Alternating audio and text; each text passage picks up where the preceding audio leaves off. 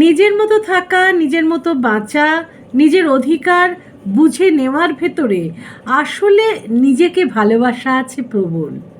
অধিকার বুঝে নেওয়ার প্রখর দাবিতেই আমরা নিজেদের সম্মান করি। নিজের জন্য সেই সম্মান যেন আমরা রাখতে পারি। নারী দিবস এলে এটাই বারবার মনে হয়। আমি যদি নিজেকে সম্মান না করি, কেউ আমাকে করবে না। এই সার কথা বুঝতে পারলে মনে হয় আমরা মেয়েরাই খুশি থাকবো, আনন্দে থাকবো, সম্মানে থাকবো।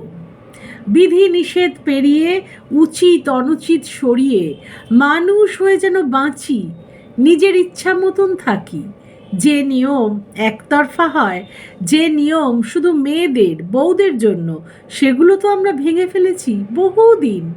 বলার স্বাধীনতা, যাওয়ার স্বাধীনতা, পোশাকের স্বাধীনতা, জোরে কথা ও হাসির স্বাধীনতা, নিজের ইচ্ছার স্বাধীনতা পূরণ করতে ভালোই লাগে।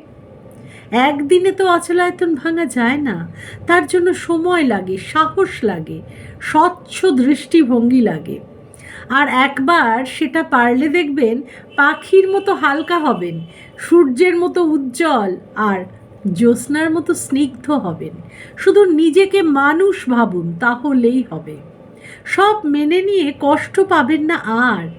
যে কোনো উদযাপন ক্ষণিকের জন্য হয়, আর আড়ম্বরও কখনোই দীর্ঘস্থায়ী নয়। তাই বছর বছর নারী দিবস আসবে, আসছে, এসেছেও। তাতে যেমন কোনো নতুনত্ব নেই, তেমন খারাপ কিছু দেখি না।